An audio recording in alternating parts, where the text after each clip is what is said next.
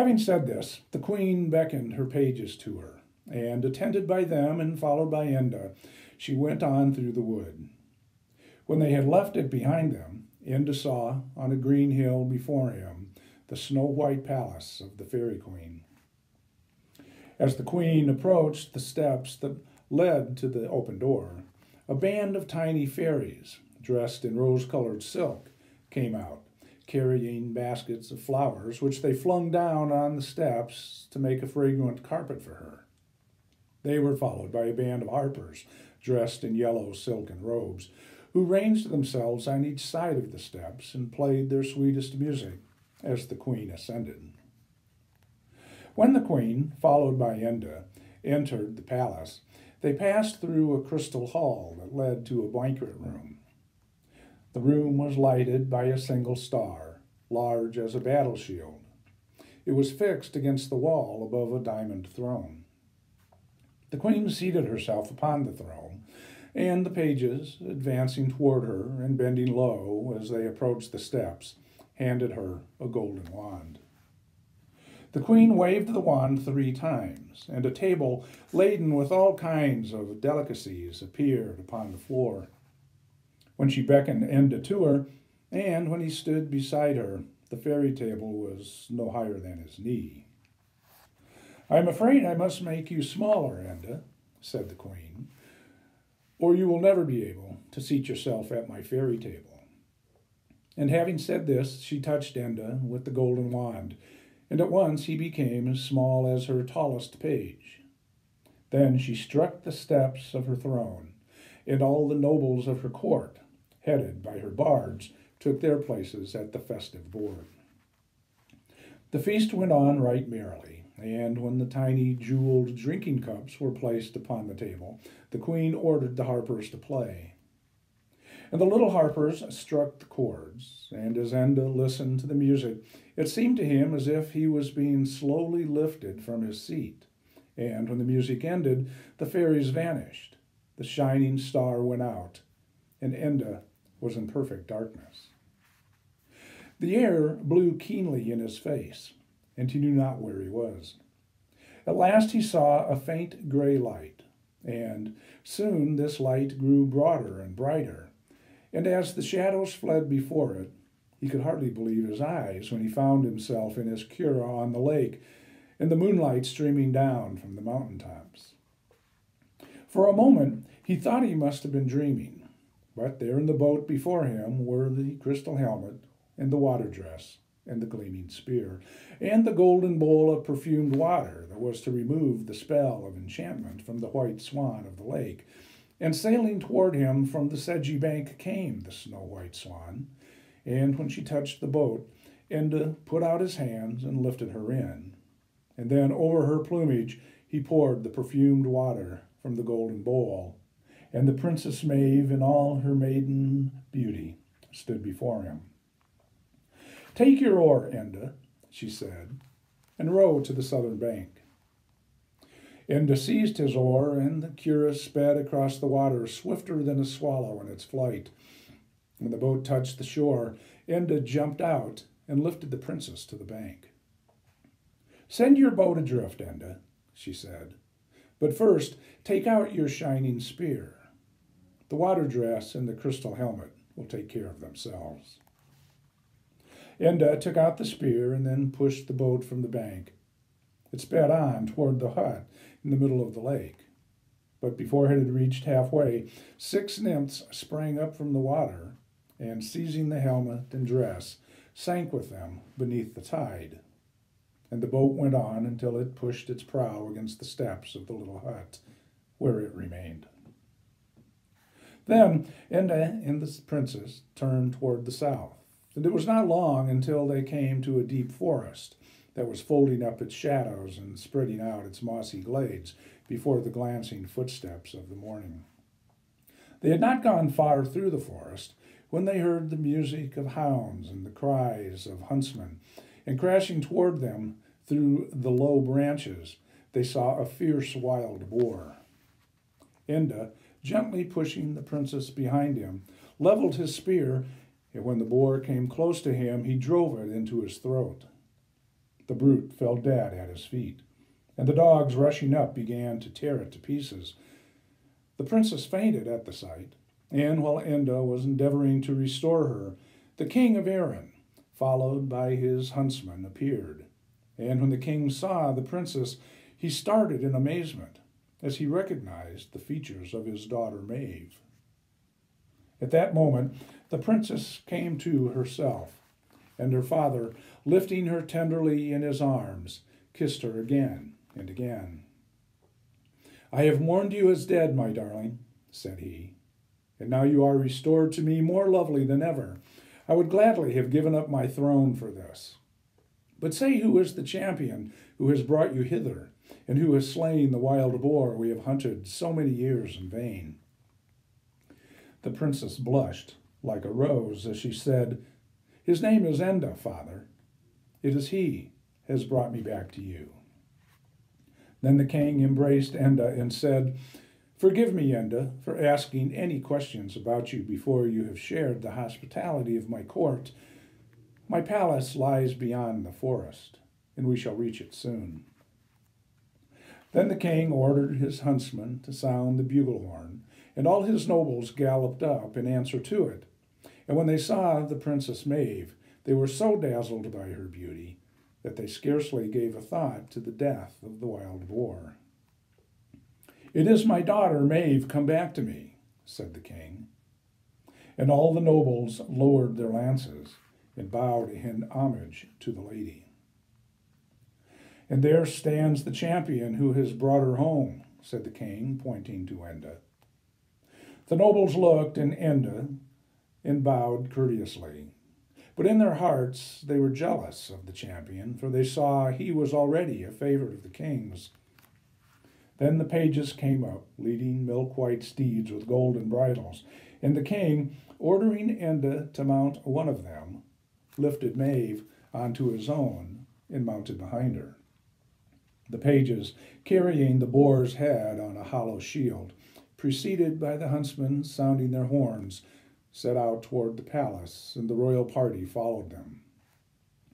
As the procession approached the palace, crowds came rushing out to see the trophies of the chase, and though the snow-white door of the queen, Maeve's cruel stepmother, attended by her maids of honor and the royal bards, came forth to greet the king, but when she saw seated before him the Princess Maeve, who she thought was at the bottom of the lake under a spell of enchantment, she uttered a loud cry and fell senseless to the ground.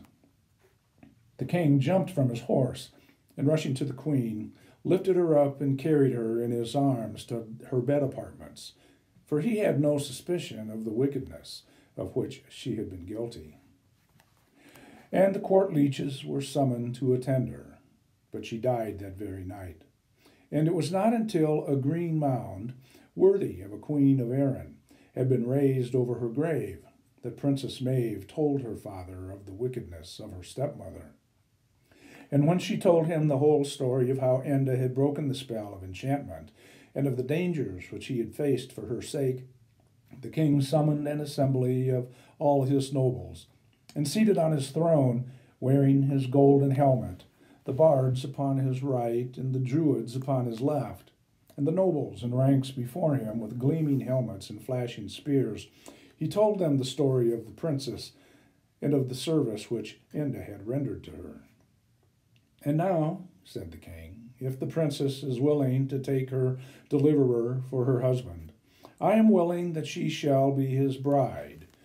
And if you, my subjects, bards and druids and nobles and chiefs of Erin, have anything to say against this union, speak. But first, Maeve," said the king, as he drew the blushing princess to him, "speak, darling, as becomes the daughter of a king. Speak in the presence of the nobles of Erin, and say if it is your wish to become Enda's bride." The princess flung her white arms around her father's neck as she murmured, "Father, it was Enda brought me back to you, and before all the princes and nobles of Erin, I am willing to be his bride." And she buried her head upon the king's breast, and as he stroked her silken hair falling to her feet, The bards struck their golden harps, but the sound of the joyous music could hardly drown the murmurs of the jealous nobles. When the music ceased, the king beckoned Enda to him, and was about to place his hand in Maeve's when a druid, whose white beard almost touched the ground, and who had been a favorite of the dead stepmother, and hated Maeve for her sake, stepped forward and said, "O king of Erin, never yet has the daughter of a king been freely given in marriage to any, save a battle champion, and that stripling there has never struck his spear against a warrior's shield." A murmur of approbation arose from the jealous princes, and Congal, the bravest of them all, stepped out from the ranks and said, "The druid speaks the truth, O king. That stripling has never faced a battle champion yet, and speaking for all the nobles of your land, I challenge him to fight any one of us. And as he is young and unused to arms, we are willing that the youngest and least experienced among us should be set against him." When Congal had spoken, the nobles, in approval of his words, struck their shields with their swords, and the brazen sound ascended to the skies. The face of the princess, blushing a moment before like a rose, became as white as a lily, but the color returned to her cheeks when she heard Enda's voice ringing loud and clear. "It is true, O king," said he, "that I have never used my spear in battle yet. The Princess Congal has challenged me to meet the youngest and least experienced of the chiefs of Erin. I have risked my life already for your young daughter's sake. I would face death 1,000 times for the chance of winning her for my bride, but I would scorn to claim her hand if I dared not meet the boldest battle champion of the nobles of Erin.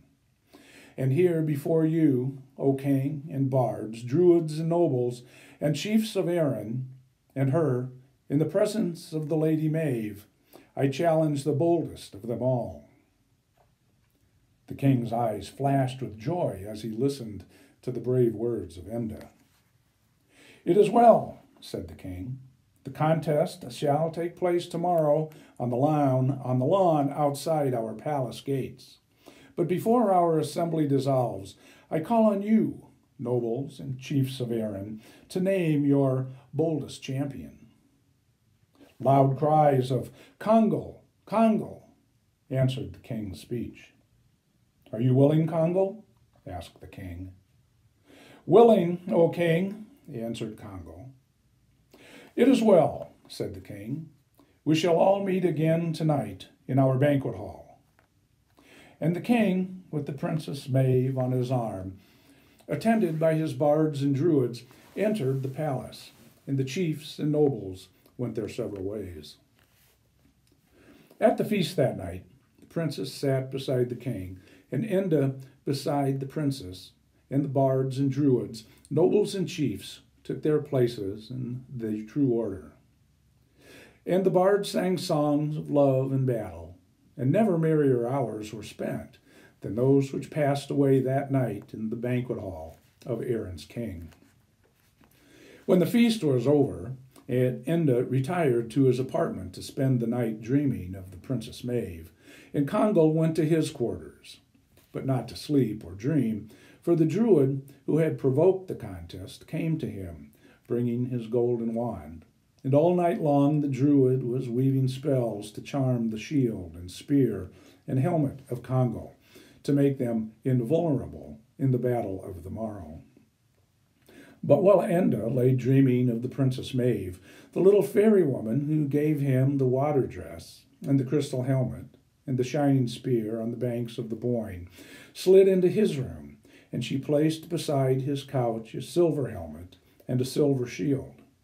And she rubbed the helmet and the shield and the blue blade and haft of his spear with the juice of the red rowan berries, and she let a drop fall upon his face and hands, and then she slid out as silently as she came.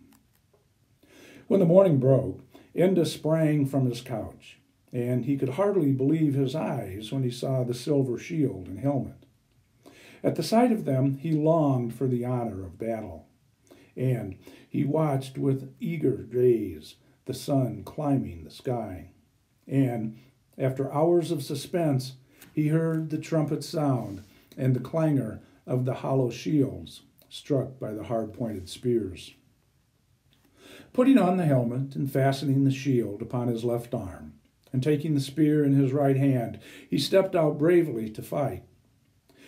The edge of the lawn before the palace gates was ringed by the princes, nobles, and chiefs of Erin. And the palace walls were thronged by all the beauties of the court and all the noble ladies of the land. And on his throne, surrounded by his druids, his Brians, and his bards, was the king of Erin, and at his feet sat the lovely Lady Maeve. As Enda stepped out upon the lawn, he saw Congal advancing from the ranks of the nobles, and the two champions approached each other until they met right in front of the throne. Then both turned toward the throne and bowed to the king and the Princess Maeve, and then facing each other again, they retired a space, and when their spears were poised, ready for battle, the king gave the signal, which was answered by the clang of stricken shields, and Congal and Enda launched their gleaming spears. They flashed like lightning in the sunlit air, and in a second Congal's had broken against Enda's shield, but Enda's piercing Congal's helmet hurled him senseless on the plain. The nobles and chiefs could hardly realize that in that single second their boldest champion was overthrown. But when they saw him stretched motionless on the grassy sward, from out their ranks 6 warriors advanced to where the chieftain lay. And sadly, they bore him away upon their battle shields, and Enda remained victor upon the field. And then the king's voice rang out clear as the sound of a trumpet in the still morning. Bards and brands, princes and nobles, and chiefs of Erin, Enda has proven himself a battle champion. And who amongst you now will dare gainsay his right to claim my daughter for his bride? And no answer came. But when he summoned Enda to the throne and placed the lady's hand in his, a cheer arose from the great assembly. That proved that jealousy was extinguished in all hearts, and that all believed that Enda was worthy of the winsome bride. And never since that day, although 1,000 years have passed, was there in all the world a brighter and gayer wedding than the wedding of Enda and the Princess Maeve. Well, that's the end of The House on the Lake by Edmund Leamy. I'm Jim Tarbox. We'll be back with another fairy tale soon from our virtual Owen McKieran Library at Celtic Junction. See you then.